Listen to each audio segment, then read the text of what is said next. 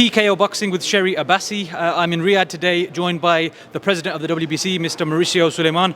Assalamu alaikum, and how are you finding your trip so far? Salam alaikum. Very happy. I just arrived this morning, a 30-hour journey from Mexico, but very excited. This is one of the greatest events in the history of boxing. No doubt about it. Like you said, from top to bottom, the card is stacked with multiple great fighters and a lot of championships on the line as well. Just to touch on your journey, you said you took a 30-hour journey. Can I ask where you had to go to get here? Mexico City, flight to Barcelona, layover to Dubai, 6-hour wait in Dubai, and then finally made it to Riyadh. So there's no direct flights available? No, there's no direct flight. Okay, so I imagine you're very tired right now and you've got a lot on your plate as well. Just to get straight into it, Mauricio, if you don't mind. So obviously, as the WBC, you've got the middleweight title on the line, interim super welterweight title with Virgil Ortiz, and the interim heavyweight title. So there's 3, I believe, titles on the line for the WBC. Five. We have... sorry, the main event as well? Yes, main event. The middleweight. Yes. Heavyweight interim. The super welterweight interim, and Shakur Stevenson, lightweight. Sorry, yeah. I don't know why I thought 3, there's a lot more. So the WBC has a very strong presence across the whole card, essentially. Yes, it's a great honor for the WBC to be present with 5 fights in this unbelievable mega Last Crescendo card. If you start with Ajit Kabal versus Zhilei Zhang, the interim title on the line, obviously Alexander Usyk is the full champion, unified in the division. Whoever wins this fight, what would be the next process for them, and who's next in line in the rotation for mandatories, essentially? The WBC took a decision years ago to do everything possible to make the undisputed fight possible. And our rulings, our voting process with the Board of Governors was consistent.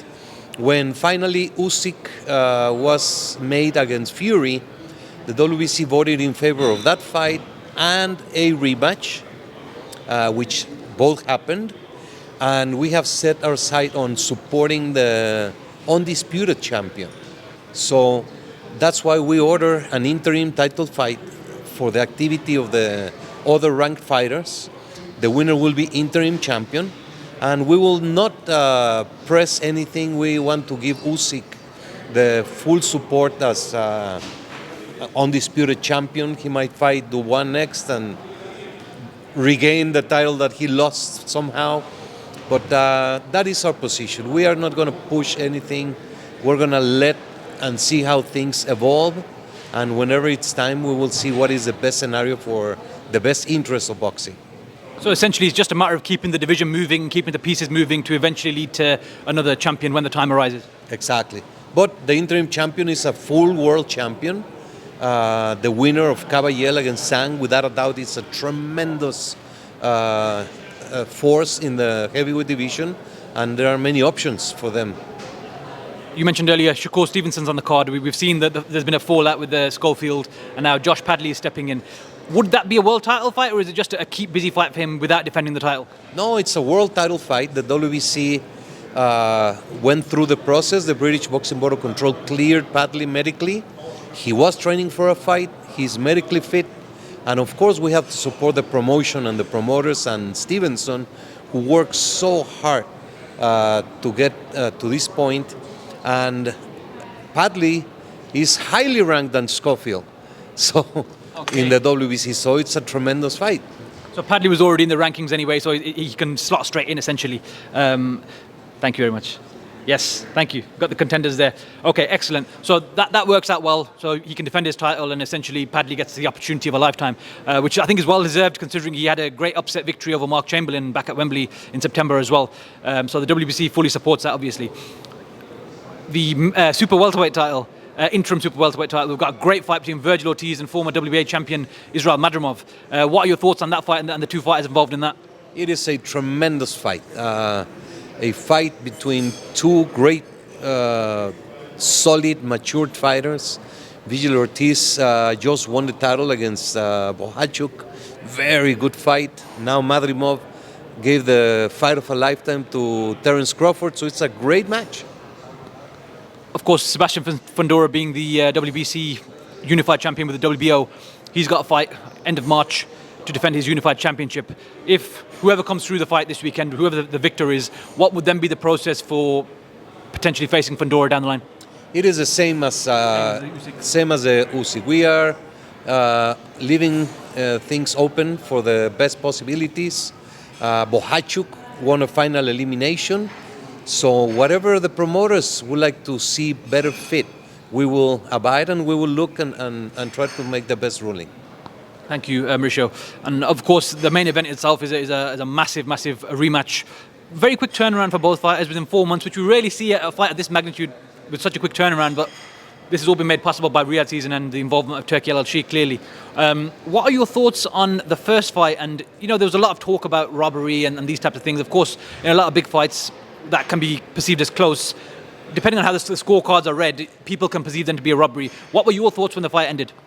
It was a sensational fight of the highest level of skill, of tactics, performance.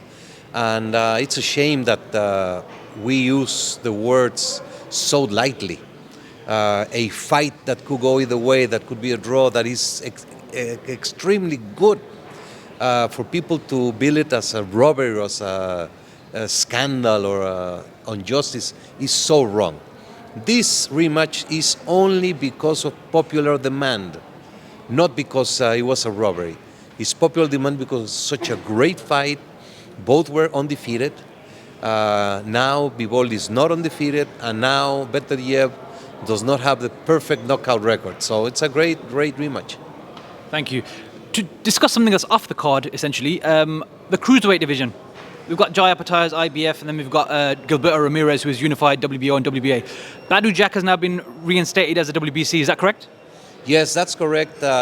It's been a nightmare to call it the list, the cruiserweight division. Badou Jack won the cruiserweight championship, asked the WBC for permission to compete in the bridgerweight division. His plans fell through in the meantime, so we put him as champion in recess. Noel Mikaelian became the champion. Then he had the mandatory scheduled against Rosicky. He got caught. Then the rescheduled fight, Don King got very ill. He could not promote the event. Eventually, there was a purse bid process and then a legal dispute. So Mikaelian was put champion in recess and Badou Jack requested to be back. So there was a purse bid won by Rosicky, 3 Lion Promotions, and the fight is to take place by end of April or May. Do you think, obviously, of course, we don't know what's going to happen, but should everything follow the schedule you just laid out, do you think we will get an undisputed champion at cruiserweight in the next year? I believe so. It's a good possibility. We have this fight, the mandatory, and then Mikaelian, who has resolved his issues with Don King.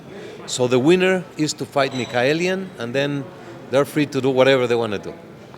Thank you, Mauricio. And just a last few questions for you. As WBC president, of course, your father, the late Jose Sulaiman, was obviously president for many years and did many great things with the organization. How important is it for you as the president to sort of honor his legacy, and what do you look to do as president to sort of carve out your own path as well? Well, my father was an unbelievable leader. He was elected president in 1975 and immediately formed a very close team. We are about a great group of people from all over the world. It's not me, it's not a few, it's the Board of Governors, the committee members, the members at large from all over the world, 176 countries. So the unity of the organization, to keep the values and the core principles that make the WBC special, that is the key. And I believe we have been able to keep that same work in progress and just keep the legacy of Jose Sulaiman alive through what we do every single day. That's my goal. In terms of the actual WBC belt itself, it's an iconic belt in boxing. It's crossed over into mainstream essentially. Whenever you see a boxing film, you will see at some point you will see the green and gold belt represented. What is it about the WBC belt that you think has made it such a iconic piece of sort of boxing sort of history or media essentially? Well, it is a combination of what the WBC is, what it represents, because of the great champions that have held, and proudly displayed the WBC green belt. Muhammad Ali, Mike Tyson, Leonard Hagler, Hearns, Duran, Chavez, Mayweather, Canelo. All the great fighters have always been WBC champions. And the WBC is for the boxer. Before, during, and after the championship years, when you're an amateur fighter, when you are a current boxer or a champion or a superstar, it doesn't matter. And when you retire, you belong to a family that looks out for the boxers in many ways. The WBC is non-profit. Every single penny that comes into the WBC goes back to boxing one way or another. So fighters understand that, and they feel the work that is done every single day, because very present all over the world with many different programs, and they feel proud to be in the WBC. Thank you very much for that message, Mr. Sulaiman. Final question. David Benavidez versus David Morrell. We saw an interim title a defense essentially for David Benavidez, and we've said that he is now going to be mandatory for the winner of the main event this Saturday at light heavyweight. What would be the process after this? I know the IBF have already got a mandatory they're going to call, so potentially they may strip after the fight.